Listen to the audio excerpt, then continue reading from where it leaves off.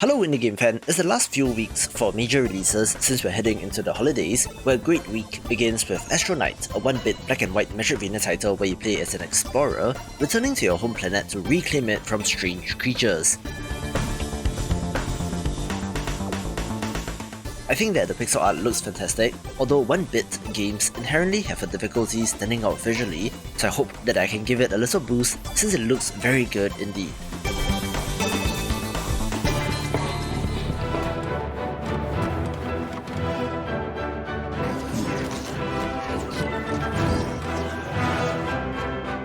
A fun-looking title that is charming in its own right is Warlords Under Siege, a survival real-time strategy game where you're building out your settlement, constructing defenses and training troops to fend off increasingly difficult waves of enemies.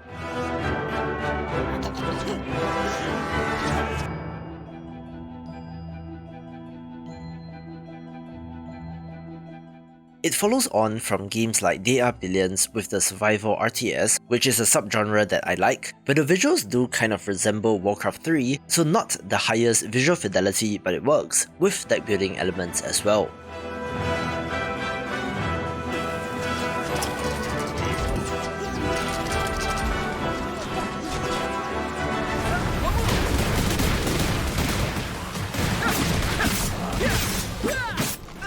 A neat looking game is the Tales of Imjin War, a side-scrolling beat-em-up title that has a historical Korean setting but with fantasy elements.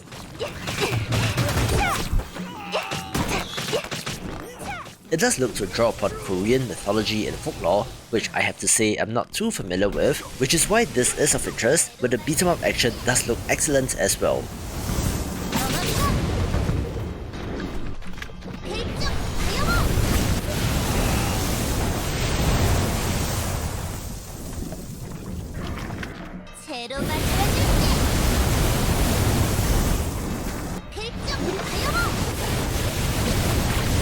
Learn the art of moonshining. Set up production. Fermentation. Distillation. And bottling. Build a secret base. Developer Clement have made some excellent management titles, which is why Moonshine Inc got my attention, where you are running your own illegal moonshine operation, brewing your own alcohol and selling it for profit while having to avoid getting caught. It's a neat theme with a great look, where based on the pedigree alone, I have a feeling that this will be good. Watch out! Become the master distiller. Welcome back.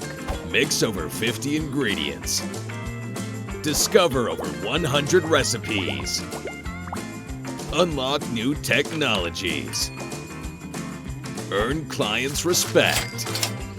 And remember, nothing is illegal till you get caught.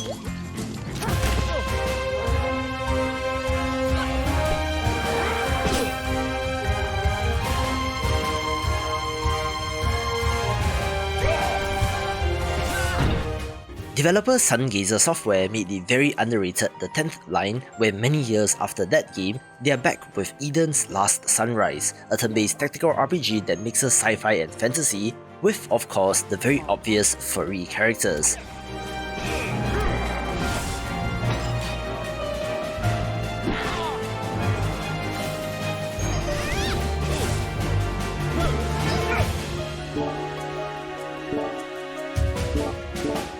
The character customization options look awesome, as are the RPG systems and how your characters can level and evolve, with equally strategic tactical action that makes this look like a must-play.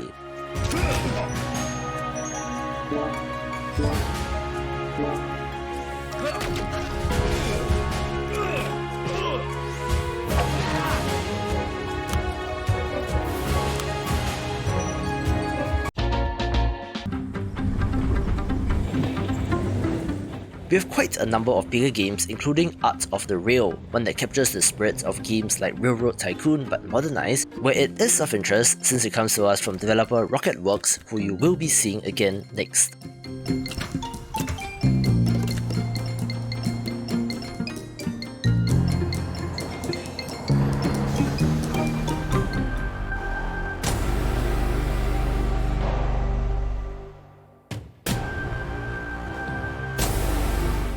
Yes, indeed, if you were not familiar, Rocketworks was a studio founded by developer Dean Hall, best known for his work on DayZ, which spawned an entire lineage of survival games, where they are also making Icarus, which launches out of early access on Sunday.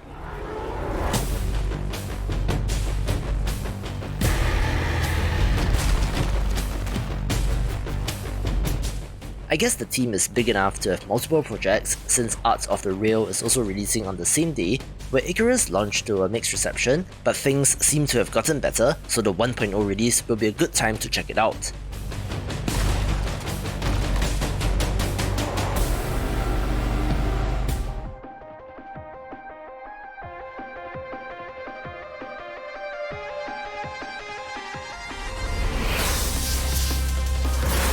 Punch dragons in the teeth. I think I can handle our foes.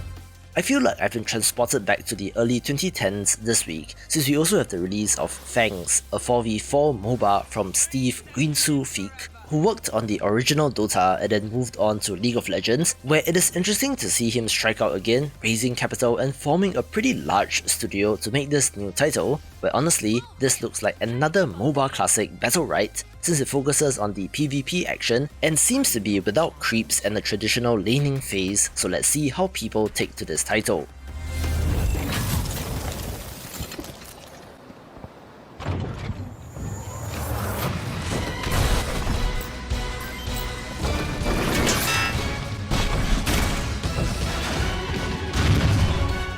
It's Wenzer time with Front Mission First Remake, reviving the Square Enix classic from 1995, and it's a tactical RPG starring Max, being of interest even if you did not play the original.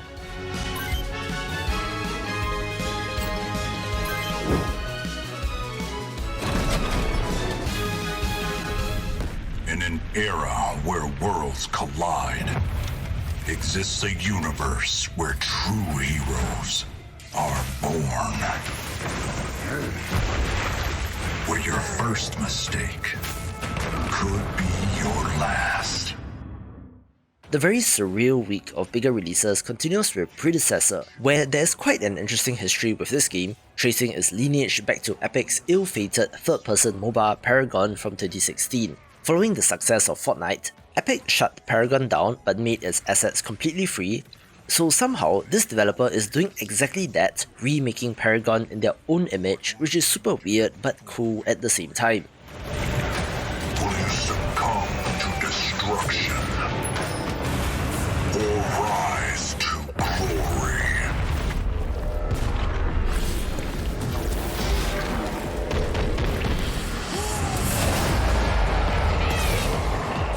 Not too much controversy here, since Warhammer 40k Darktide is essentially 40k Vermintide coming to us from the same developer, where you will notice that this already has almost 19,000 Steam reviews as of recording, which is due to their weird release, where it is essentially available for purchase and play right now without being officially launched, but based on the reception is a fantastic one of these, where taking you out of the role of the classic Space Marine does really showcase how brutal and grimdark this universe can be, where of course, you are once again battling the forces of chaos. Chaos.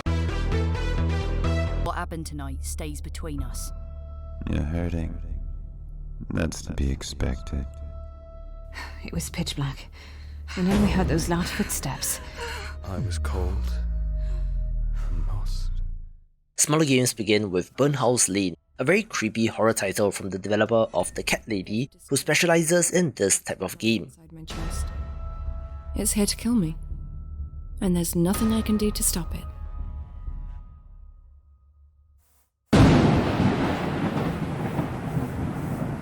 I'll give you 5 tasks. Complete them all, and you will live. There will be no going back. I swear I'm gonna shoot you right in your ugly face. You'll get it. Oh, will you just shut up? Stop it! Please, I don't want to die!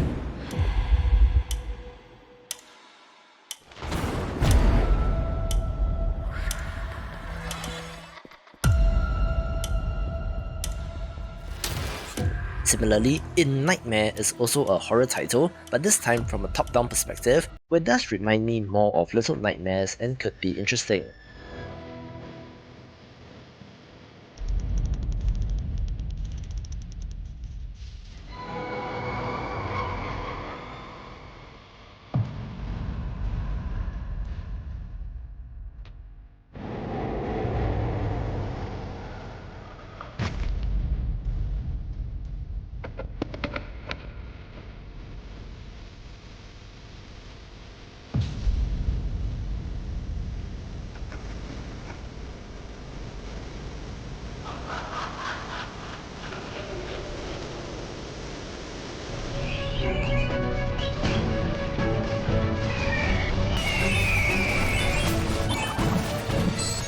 Infinite Tau is the latest bullet heaven roguelite, this time having an ancient Chinese setting, looking to give you that same sort of dopamine hit.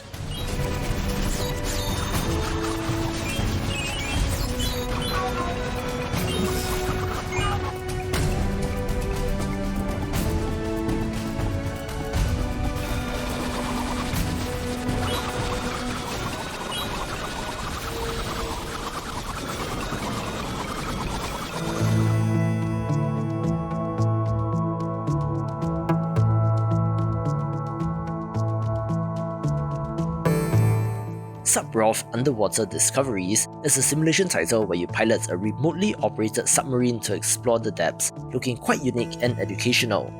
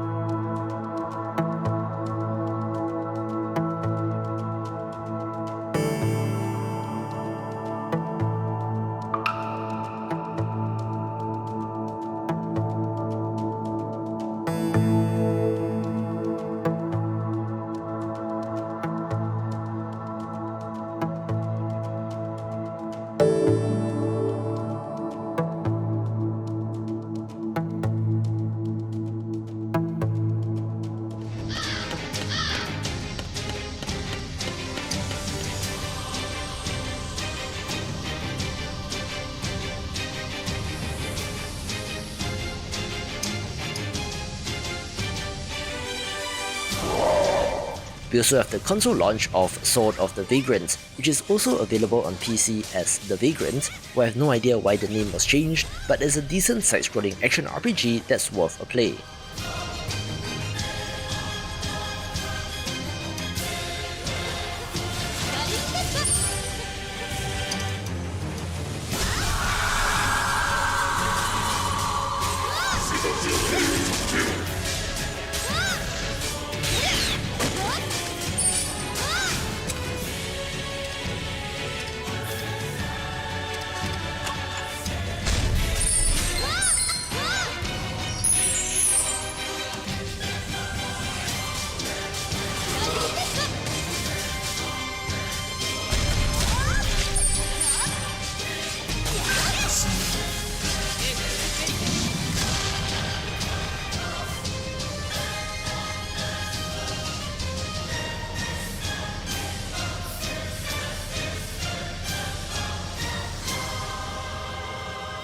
Hey, if you made it this far, subscribe to my weekly newsletter to keep on top of all things indie games, link in the description below.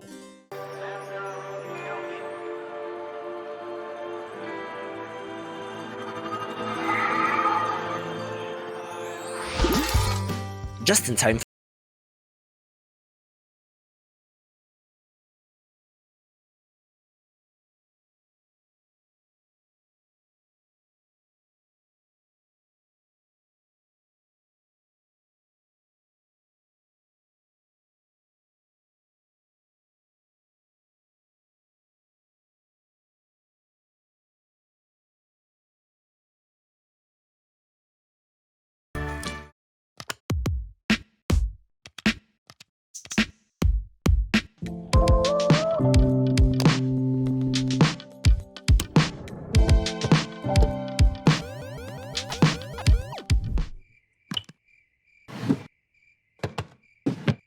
If you love tinkering away at old gadgets, I'm sure that retro gadgets will be of interest, allowing you to build your own devices, down to soldering and placing chips and buttons, as well as actually programming them.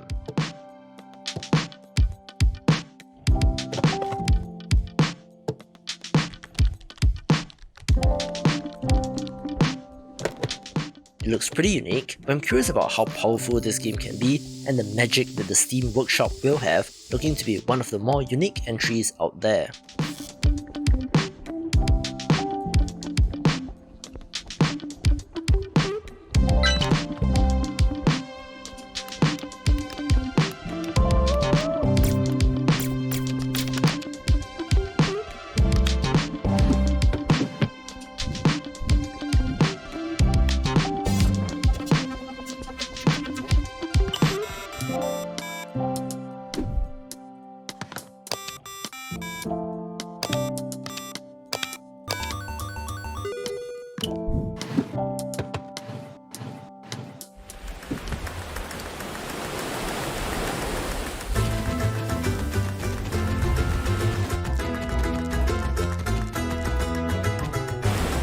Developer Siak Tro is on an absolute roll with the Nintendo 64 inspired games, where Super Kiwi 64 is an excellent looking 3D platformer, nailing the look and vibes of something like a Banjo-Kazooie.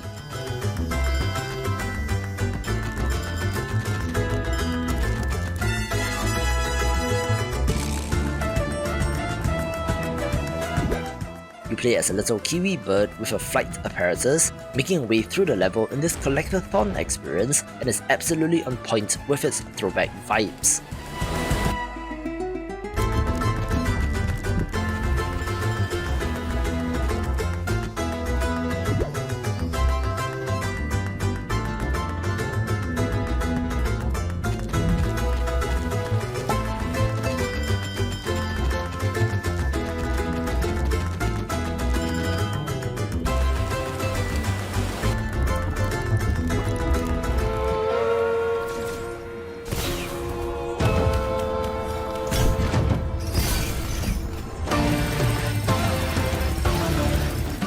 One of the best looking games in recent memory is The Night Witch, a self-styled shoot-'em-up Metroidvania which makes me curious about the overall structure.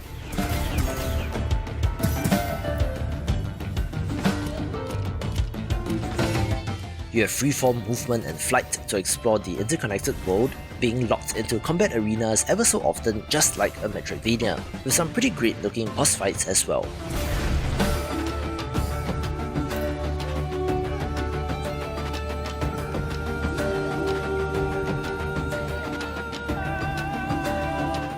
As the titular character, the Witch part allows you to cast various spells done through the use of cards as you desperately fight to save your home from the War Golem invasion, being one of the later Game of the Year contenders for 2022.